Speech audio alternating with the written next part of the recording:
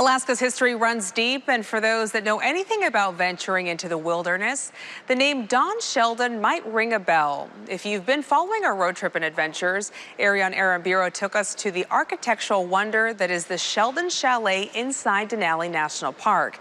She has more on the inspiration behind how the luxury lodge got started in the first place. A legend, a trailblazer, a pioneer of his craft. These are just a few words to describe the impact Don Sheldon has had on Alaska's history. But for someone who loved flying the skies, he also left his mark on land, or perhaps more accurate, on rock.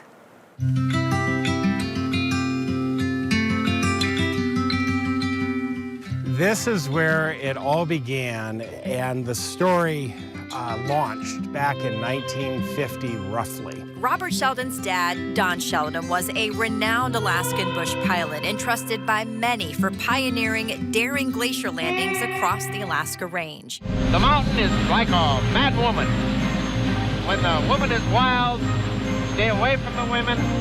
When the mountain is wild, stay away from the mountain. In 1955, he met Bradford Washburn, the head of a surveying team from the Boston Museum of Science, who at the time was looking for a pilot to help map the area surrounding the mountain we now call Denali. They had to find what are called control points, the point at which you anchor your studies from. And Brad couldn't find anyone else to land up in this amphitheater area, but my dad was more than willing to. The two worked together for 15 years. But in the process in 1953, this was one of the major control points, this Nunatak, which, by the way, the snow used to be level, straight across. My dad would drive his aircraft up to here.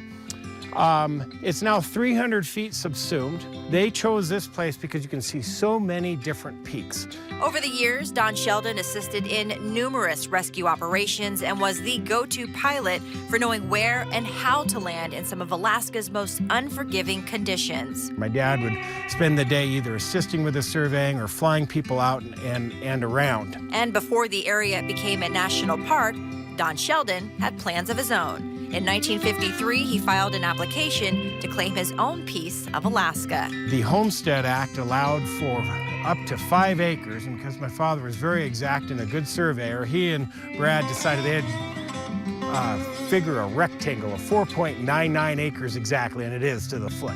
To meet federal requirements, the land had to be used for a residence, recreation, or business purpose. So in the summer of 1966, over a period of 2 months, the 212-square-foot mountain house was born. Most people probably can wear a pair of snowshoes. They can probably get on an otter aircraft or maybe something slightly smaller, land up here and hike up here without killing themselves. And that was the whole goal back then.